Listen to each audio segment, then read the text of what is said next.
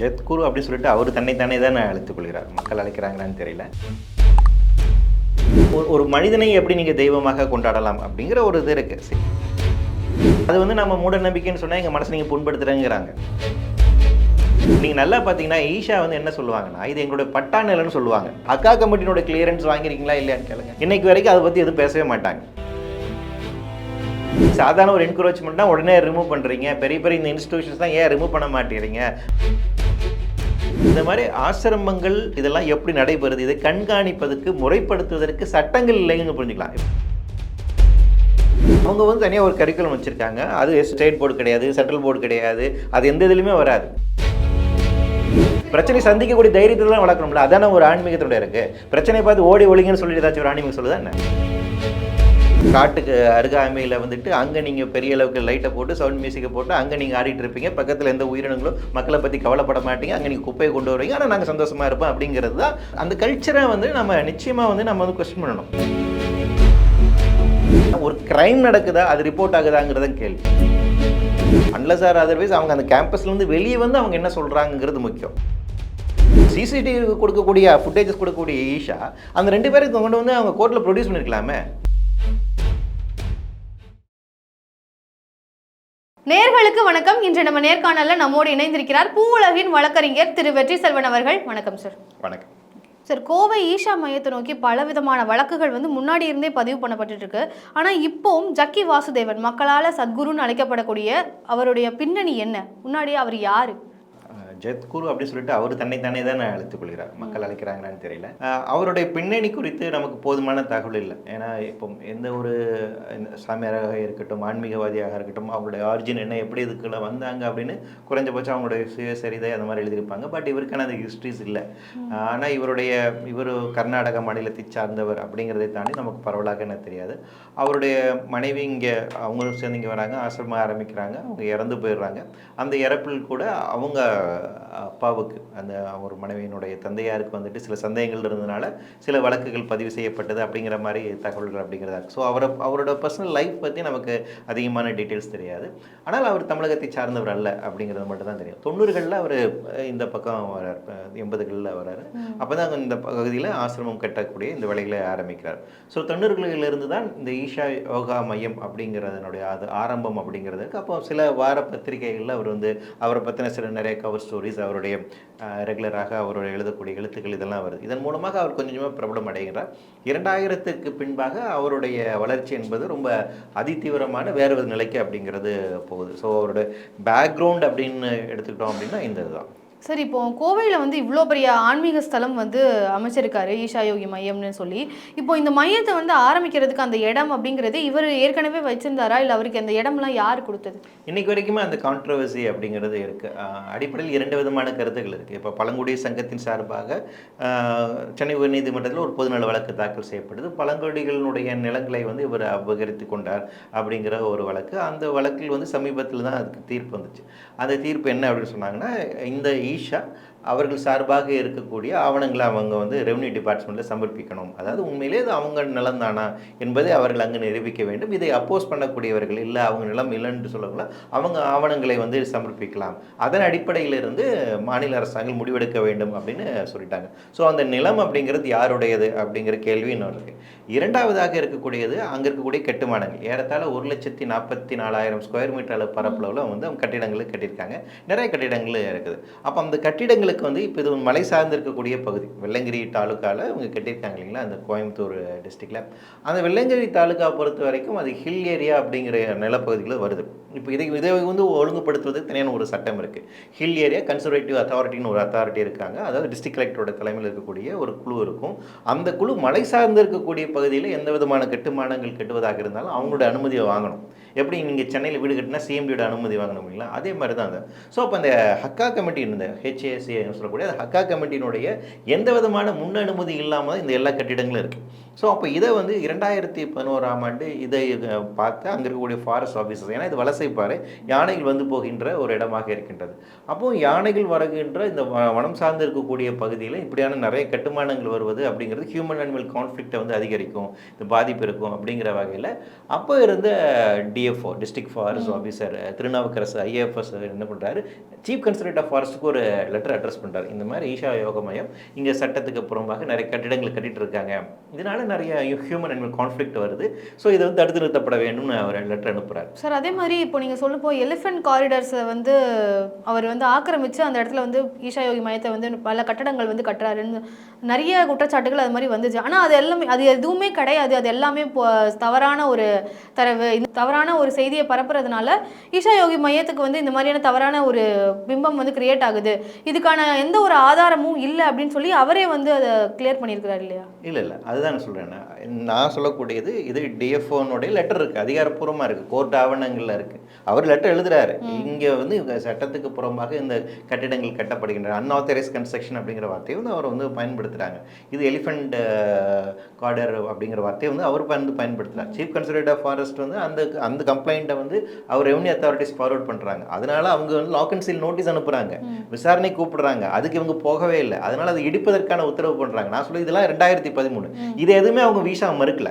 நீங்கள் நல்லா பார்த்தீங்கன்னா ஈஷா வந்து என்ன சொல்லுவாங்கன்னா, இது எங்களுடைய பட்டா நிலம்னு சொல்லுவாங்க, நாங்கள் பஞ்சாயத்தோட அனுமதி வாங்கியிருக்கோன்னு சொல்லுவாங்க. ஈஷாவோட டிஃபென்ஸ் வந்து சொல்கிறேன், இது மட்டும் தானே சொல்லுவேன் போலயே. அக்கா கமிட்டியோட கிளியரன்ஸ் வாங்கியிருக்கீங்களா இல்லையான்னு கேளுங்க. இன்னைக்கு வரைக்கும் அதை பற்றி எதுவும் பேசவே மாட்டாங்க. அக்கா கமிட்டியோட கிளியரன்ஸ் அவங்க இது வரைக்கும் வாங்கவே இல்லை, அதை வந்து அவங்க இன்னைக்கு வரைக்கும் மறுக்கவே இல்லை.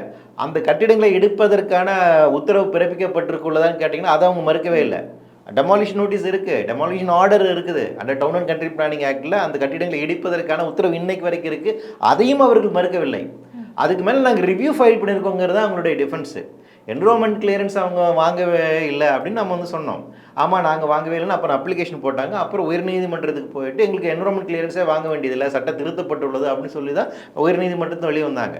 இப்படி எல்லா சட்ட விதிமுறைகளோடு தான் அங்கே இயங்கி கொண்டு இருக்குது. உரிய அனுமதி எதுவுமே வாங்கலை, அவங்க மறுக்கிறாங்களே ஒழிய ஆவணங்கள் எதுவும் சமர்ப்பிக்கணும்ல. சரி, இப்போ உரிய அனுமதி எதுவுமே வாங்காமல் இவ்வளோ பெரிய ஒரு ஆன்மீக ஸ்தலத்தை வந்து வச்சிருக்கிறாரு, ஆனால் ஏன் அரசாங்க தரப்புலேருந்து எந்த விதமான நடவடிக்கையுமே எடுக்கல? அது அரசு தான் விளக்கம் கொடுக்கணும். நியாயமாக வந்து செய்ய வேண்டியது அரசு தான் இல்லையா? இன்னைக்கு வரைக்கும் அரசு யாருமே விளக்கம் இல்லை. நம்ம வந்து சாதாரண ஒரு என்க்ரோச்மெண்ட்னா உடனே ரிமூவ் பண்ணுறீங்க, பெரிய பெரிய இந்த இன்ஸ்டிடியூஷன்ஸ் தான் ஏன் ரிமூவ் பண்ண மாட்டேறீங்க? மற்றதுக்குன்னா வந்து மற்ற மாநிலங்கள்லாம் புல்டோசர் விட்டே இடிச்சு தள்ளுறாங்க இல்லையா? அந்த மாதிரி ஏன் நடக்கிறதில்ல? அப்போ என்னன்னா சாமானியனுக்கு ஒரு சட்டம், வலுவானவனுக்கு ஒரு சட்டம் இருக்கிறதா அப்படிங்கிற ஒரு கேள்வி வருது. ஏன்னா இது எல்லாமே ஓப்பன் டாக்குமெண்ட்ஸ் தான் நான் வந்து பேசுகிறேன். 2013 இடிப்பதற்கான உத்தரவு இருக்குது, இன்னைக்கு வரைக்கும் ஏன் இடிக்கப்படலை அப்படிங்கிற ஒரு கேள்வி இருக்கு இல்லைங்களா?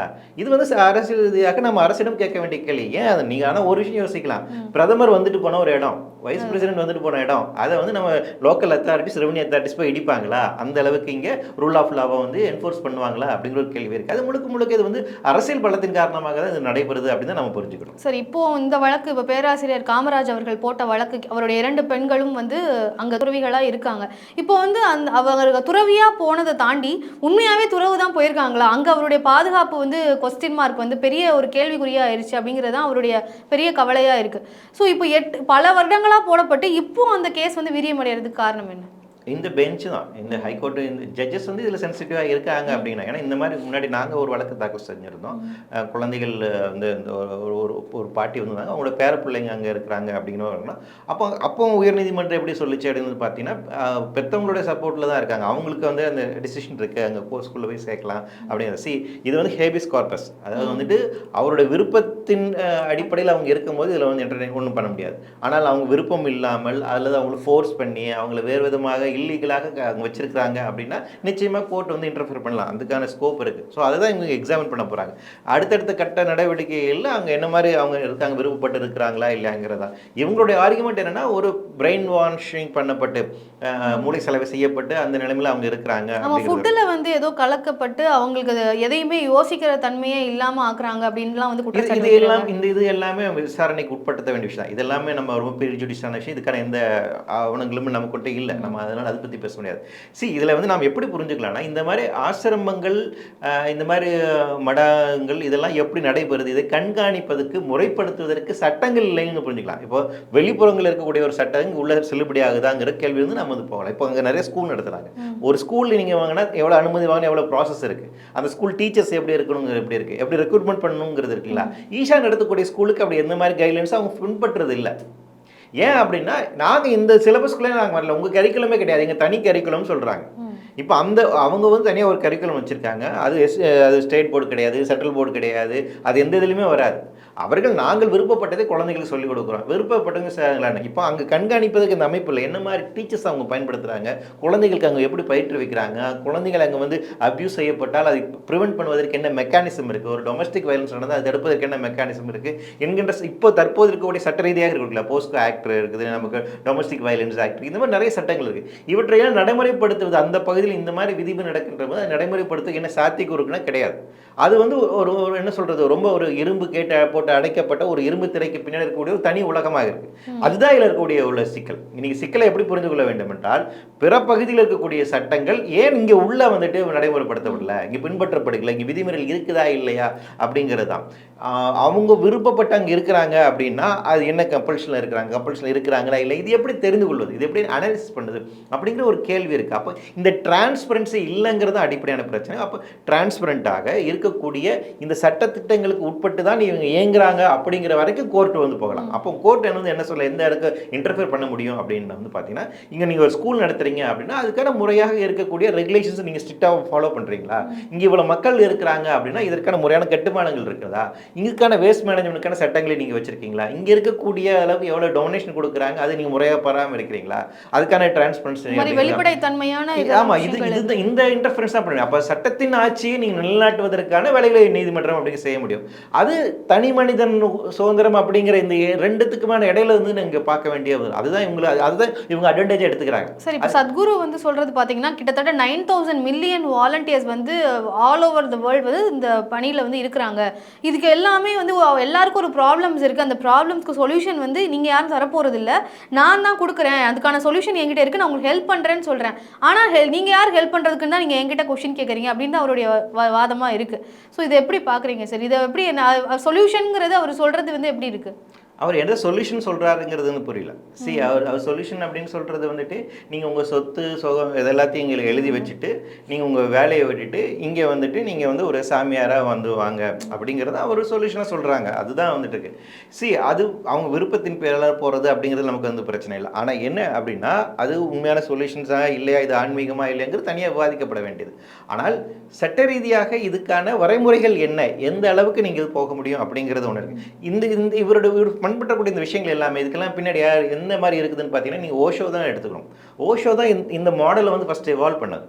இவர் தனியாக யூஎஸில் வந்து தனியாக ஒரு கம்யூனே வந்து அவர் உண்டாக்குனார். அங்கே வந்துட்டு இதே மாதிரி தான் லட்சக்கணக்கான மக்கள் வந்து பண்ணாங்க. ஒரு தனி ஸ்டேட்டாகவே அறிவிச்சாங்க. அவங்க யூஎஸில் வந்துட்டு தனி ஸ்டேட்டே வந்து அறிவிச்சாங்க. அந்த அளவுக்கு அவங்க ரொம்ப அந்த ஆசிரமத்துக்குள்ள நிறைய இந்த மாதிரி குற்றச்சாட்டுகள் வந்துட்டு, இந்த மாதிரி குற்றச்சாட்டுகள் எல்லாம் ஒரு பக்கம் இருந்தாலும் மக்கள் வந்து இதை நம்புறாங்க இல்லையா? அவங்களுடைய நம்பகத்தன்மை இல்லாமல் இவ்வளோ பெரிய ஒரு விஷயத்த வந்து மக்களே நம்புறாங்க அப்படின்னா வந்து மக்கள் அவருக்கு அளவுக்கு ஃபர்ஸ்டேட்டடாக இருக்காங்க. அதுதான் வந்து நீங்கள் சொல்யூஷன் நினைக்கிறது உண்மையான சொல்யூஷன் இல்லை, அன்லெஸ் ஆர் அதர்வைஸ் நீங்கள் உண்மையான பிரச்சனையை அணுகாத வரைக்கும். உண்மையான பிரச்சனை அப்படிங்கிறது என்னன்னா, நீங்கள் ஓடி நீங்கள் வேலை செய்யறதுனால ஸ்ட்ரெஸ்ஃபுல்லான ஒரு லைஃப் வந்து லீட் பண்ணுறீங்க. ஆனால் அவர் என்லைட்னிங்லாம் தரதா சொல்கிறாங்க. அது நீங்கள் நல்லா யோசித்து பார்த்தீங்கன்னா, யார் அவங்களுடைய டார்கெட் பண்ணால் அப்பர் மிடில் கிளாஸ் தான். ஐடி செக்டரில் வேலை செய்கிறவங்க, அதாவது பயங்கரமாக மெக்கானிக்கலாக லைஃப்பை லீட் பண்ணுறவங்க இருக்காங்களா, ஒரு அல்காரிதமாகவே வாழ்ந்து கொண்டு இருக்கிறவங்க இருக்காங்களா, அவங்களுக்கு ஏதோ ஒரு ஃப்ரஸ்ட்ரேஷன் இருக்குது. நடிகைகள் எல்லாருமே போய் நடிகைகள் போகிறாங்க, அவங்களெல்லாம் வந்து ஸ்பெஷலாக இன்வைட் பண்ணுறாங்க, அவங்களுக்கான தனி இது பிஆர் ஒர்க் நடக்குது. அது வந்து இந்த மாதிரி பிரபலங்களில் கூட்டிகிட்டு வரதுங்கிறது வேற, அவங்க மூலமாக அது பிஆர் எக்ஸசைஸாக பண்ணுறாங்க, அது வேற. அது மூலமாக தான் கவர்ந்து இழுக்கப்படுறாங்க. அப்போ ஏதோ ஒரு வடிகால் வேணும் இல்லையா, அந்த வடிகாலாக இவங்க வந்து பயன்படுத்துகிறாங்க. அவ்வளோதான் வந்துட்டு அங்கே போனால் எனக்கு அவங்க அமைதியாக இருக்குது, ஏன்னா வெளியே அவ்வளோ பிரச்சனை இருக்குது. அப்போ நீங்கள் வெளியே பிரச்சனை இருக்குங்கிறக்க பிரச்சனை விட்டு ஓடி ஒளிரக்கூடிய ஒரு இடமா இருக்கு. பிரச்சனை சந்திக்கக்கூடிய தைரியத்தை வளர்க்கணும்ல, அதான ஒரு ஆன்மீகத்தோட இருக்கு. பிரச்சனை பார்த்து ஓடி ஒளிங்கன்னு சொல்லிட்டு ஏதாச்சும் ஒரு ஆன்மீகம் சொல்லுதா என்ன? சரி, இப்போ இந்த மாதிரி அமைதி தருது இதெல்லாமே ஒரு பக்கம் இருந்தாலுமே, எல்லா பீஸ்ஃபுல்லா இருக்கலாம், இல்லைன்னா உங்களுடைய துறவு வாழ்க்கையை மேற்கொள்ளுங்க அப்படிங்கிறதுக்கு ஒரு பிளேஸா இருந்தாலுமே, அவருடைய அந்த பாதத்தெல்லாம் வந்து 3,000 rupees 3,500க்கு வந்து விற்கிறாங்க. ஏதோ ஒரு யந்திராலாம் வந்து 5 lakhsக்கெல்லாம் விற்கிறாங்க. ஸோ இதெல்லாம் வந்து மக்கள் வந்து எப்படி அதை அக்செப்ட் பண்ணிக்கிறாங்க? அதை அக்செப்ட் பண்ணிக்கக்கூடிய மனப்பான்மை எப்படி மக்களுக்கு போய் சேரும்? அது வந்து நம்ம மூட நம்பிக்கைன்னு சொன்னா எங்க மனசை நீங்க புண்படுத்துறேங்கிறாங்க இல்லைங்களா. அதனாலதான் வந்துட்டு பகுத்தறிவாதிகள் நாத்தியம் திருப்பி இதெல்லாம் வந்து மூட நம்பிக்கைகள் அப்படின்னு ஒரு பிரச்சாரம் பண்ண வேண்டியது, சயின்டிபிக் டெம்பர்மெண்ட் நீங்க வளர்க்க வேண்டியதாக இருக்கு. அது நீங்க அப்படியே அட்ரஸ் பண்ண வேண்டிய அப்படிங்கிறது இருக்கா. ஒரு மனிதனை எப்படி நீங்க தெய்வமாக கொண்டாடலாம் அப்படிங்கிற ஒரு இது இருக்கு. அதான் ஒரு லாங் ஃபார்ம். அதான் என்னன்னா, நீங்க பிரச்சனையை அட்ரஸ் பண்ண மாட்டேங்கிறீங்க, சமூகத்தில் இருக்கக்கூடிய அநீதிகளை நீங்க அட்ரஸ் பண்ண மாட்டேங்கிறீங்க, ஏற்றத்தாழ்வுகளை அட்ரஸ் பண்ண மாட்டேங்க. அன்லஸ் ஆர் அதர்வைஸ் நீங்க அதை அட்ரஸ் பண்ணாம இதுக்கான தீர்வை நோக்கி நோக்க முடியாது. அவங்க தீர்வு நினைக்கக்கூடிய விஷயங்களை வந்து அதெல்லாம் நீ வந்து கவலைப்படாத, உன் பக்கத்தில் இருக்க எப்படி செத்தாலும் பரவாயில்ல, உனக்கு நீ அமைதியாக வேணும்னா இங்கே வா, ரம்மியமான காற்று இருக்குது, இயற்கையான சூழல் இருக்குது, நல்ல ஒரு மெலடியான ஒரு இசைஜ் வந்து போட்டிருக்கோம், நீ பாட்டு பாடு, டான்ஸ் ஆடு, தூங்கு, சாப்பிடு அப்படிங்கிறத அவங்க சொல்ல வராங்க. இது வந்து இது இது வந்து ஆன்மீகம், இதுதான் சிறந்த ஒரு வாழ்வியல் அப்படின்னு அவங்க நினைக்கிறாங்க. அப்படி நிச்சயமாக அதை நம்ம ஏற்றுக்கொள்ள முடியாது. அது சமூக ஒரு பெரும்பான்மையான சமூகம் இங்கே ஒரு மோசமான ஒரு நிலைமையில் இருக்கின்ற போது எனக்கு அதுக்கு எதுக்குன்னு சம்மந்தமான இல்லை, நான் பாட்டில் ஏதோ ஒரு இதில் இருப்பேன் அப்படிங்கிறது இருக்குங்களா, அது வந்து ஒரு சுயநல போக்கை வந்து வளர்க்கக்கூடிய ஒரு தன்மை தான். அதை தான் ஊட்டி பழக்கிறாங்க. அது ரொம்ப இவங்களுக்கு அது வந்து ஈஸியாக இருக்குது, அதை எடுத்துக்கொள்வதுக்கு இருக்குது. நான் இந்த சமூகத்தில் ஒரு பிரச்சனை இருக்குது, அதை அட்ரஸ் பண்ணணும், அதுக்காக உழைக்கணும் அப்படின்னு மென்டாலி எனக்கு கஷ்டமான சிந்தனையாக இருக்குது.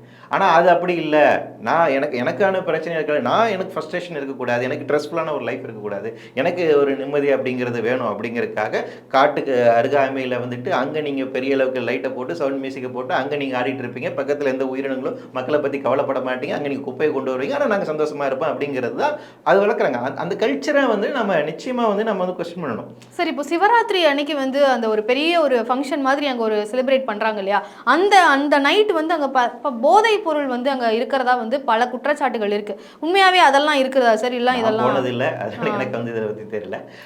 ஆனால் இது குறித்தான நீதிமன்றத்துக்கு முன்பாகவும் என்ஜிடிக்கு முன்னாடி வந்து நம்ம வழக்குகள் தாக்கல் செஞ்சும்போது அவங்க சில கைட்லைன்ஸ் வந்து கொடுத்தாங்க. அங்கே இருக்கக்கூடிய குப்பைகளை வந்து நீங்கள் தான் வந்துட்டு பராமரிக்கணும், போலீஸ் பாதுகாப்பு இருக்கணும், போலீஸ் கண்காணிப்பில் இருக்கணும், பிற ஆட்சியாளருடைய அனுமதி நீங்கள் வாங்கணும், டிராஃபிக் இதெல்லாம் ஒழுங்கு பண்ணி நிறைய விதமான கட்டுப்பாடுகள் அப்படின்னா. ஆனால் அதெல்லாம் ஒழுங்காக பின்பற்றப்படுகிறதா இல்லையா அப்படிங்கிறது நமக்கு வந்து தெரியும். மற்றபடி அங்கே வேற இந்த மாதிரி இல்லீகலான ஆக்டிவிட்டிஸ் நடக்குதா என்பதற்கான இது வரைக்கும் எனக்கு வந்து தரவுகள். சார், விவேகானங்கிறத தாண்டி இவ்வளோ அலிகேஷன்ஸ் வந்து அந்த ஈஷா யோகி மையத்தை நோக்கி வைக்கிறப்போ ஏன் எந்த விதமான நடவடிக்கையுமே எடுக்கல? அதை பற்றி ஒரு டவுட்ஃபுல்லாக கூட கவர்மெண்ட்லேருந்து ஏன் அங்கே போய் எதுவுமே எந்த விசாரணையுமே மேற்கொள்ள? அது கண்டினியூஸாக வந்துட்டு வேற, அதாவது இந்த அன்ஆத்தரைஸ் கன்ஸ்ட்ரக்ஷனுக்கான விஷயங்கள் நகர்வு லிட்டிகேஷன்ஸ் இருக்குது, அந்த மாதிரி இருக்குது. அப்போ இப்போ உள்ள இப்போ என்னன்னா ஒரு கிரைம் நடக்குதா, அது ரிப்போர்ட் ஆகுதாங்கிறத கேள்வி. சரி, நீங்கள் ரெண்டு விதமாக வந்து பார்க்கணும். நமக்கு ஈஷா உள்ளக்குள்ள தனி நபருக்கு அகைன்ஸ்டான கிரைம் நடக்குதா, அது ரிப்போர்ட்டாக மறைக்கப்படுகின்றதா அப்படின்னா அது தனியான விசாரணைக்குரியது. நாம் அந்த ஈஷா அப்படிங்கிற அந்த அமைப்பு எப்படி இயங்குது அப்படிங்கிறது தான் நம்ம வந்து பேசுகிறோம். அங்கே இருக்கக்கூடிய கட்டிடங்களுக்குரிய அனுமதி இல்லை, சுற்றுச்சூழலுக்கு வந்துட்டு பாதிப்பு உண்டாக வகையில் நீங்கள் செயல்படுறீங்க அப்படிங்கிறது நமக்கு வெளிப்புறமாக இருக்கக்கூடிய தெரிய நாம் வந்து பேசுகிறோம். தனி மனிதன அளவில் அங்கே வந்து அபியூஸ் நடக்குது, டொமஸ்டிக் வயலன்ஸ் நடக்குது, வேறு விதமான பிரச்சனைகள் இருக்குது அப்படின்னா அப்போ உள்ள விக்டிம்ஸ் உண்மையில் இருக்காங்களா, அவங்க வெளியே வந்து கம்ப்ளைண்ட் கொடுத்துருக்காங்களா, அப்படி கம்ப்ளைண்ட் கொடுக்கப்படுது ஏற்றுக்கொள்ளப்படுதான்னு தான் நம்ம வந்து பார்க்கணும். நமக்கு தெரிஞ்சு சில மாதங்களுக்கு முன்பாக ஒரு பெண் அங்கே இருந்துட்டு காணாமல் போயிட்டாங்க அப்படின்னு சிசிடிவி வச்சு அந்த ஒரு கேஸ் இந்த மாதிரி தான் வந்துச்சு. இதை தாண்டி அதிகமான இந்த மாதிரி தகவல் வெளியே வர்றது இல்லை. அப்போ உண்மையிலே நடந்து அது வெளியே வரலையா, அவ்வளோ நடக்கலையா அப்படிங்கிறது தெரியல. ஸோ அது தெரியாமல் நாம் அதில் வந்து ஒரு முடிவுக்கு நான் வந்து போயிருக்க முடியாது. அதான் உயர் நீதிமன்றம் கேட்டிருக்காங்க, உள்ள என்ன கிரிமினல் கேசஸ் இருக்குங்கிறது நீங்கள் விசாரிக்கணும், அந்த விசாரிக்கட்டும், விசாரிச்சுக்கு அப்புறம் தெரிய வரும். அதே மாதிரி உள்ளுக்குள்ள ஏதோ விக்டிம்ஸ் உண்மையிலே இருந்தாலும் அவங்க ஒரு பாதுகாப்பான சூழலில் அவங்க வந்து எதாவது எக்ஸ்பெக்ட் பண்ண முடியுற வாய்ப்பு இருக்கா அப்படின்னா அப்படின்னு தெரியலாம். ஸோ அது தெரியாத வரைக்கும் நம்ம அது குறித்து மேலே வந்து எதுவும் பேச முடியாது. சார், இப்போ இந்த காமராஜ் அவர்களுடைய கேஸ்ல கூட வந்து என்னுடைய பெண்களை வந்து கிட்டத்தட்ட 1.5 வருஷமா என்னால் வந்து பார்க்க முடியல, சந்திக்க முடியல அப்படின்ற மாதிரி தான் அவருடைய அலிகேஷன் இருந்துச்சு. ஆனால் வந்து அந்த மையத்திலேருந்து சொல்லக்கூடிய தரப்புக்கு பதில் என்ன இருக்குன்னா, போன வாரம் கூட அவர் வந்து பார்த்தாரு, அதற்கான சிசிடிவி ஃபுட்டேஜ் ஆதாரம்லாம் எங்ககிட்ட இருக்குன்னு தான் சொல்கிறாங்க. ஸோ இப்படி 2 முரணாக இருக்கே. இந்த கேஸ்லேயே வந்து அவங்க தரப்புலையும் ஒரு நியாயமாக எங்ககிட்ட ப்ரூஃப் இருக்குன்ற மாதிரிலாம் சொல்கிறாங்க. இல்லை, ஹேபியஸ் கேர்பஸினுடைய நேச்சர் நீங்கள் வந்து எடுத்துக்கணும். ஒரு மனிதர் வந்துட்டு அவர் விருப்பம் இல்லாமல் ஒரு இடத்துல அடைத்து வைக்கப்படுறாங்க அப்படின்னா நீதிமன்றம் நினைச்சதுன்னா அந்த சம்மந்தப்பட்ட நபரை நீங்கள் நீதிமன்றத்தில் ப்ரொடியூஸ் பண்ணுங்கன்னு ஆர்டர் பண்ணலாம்.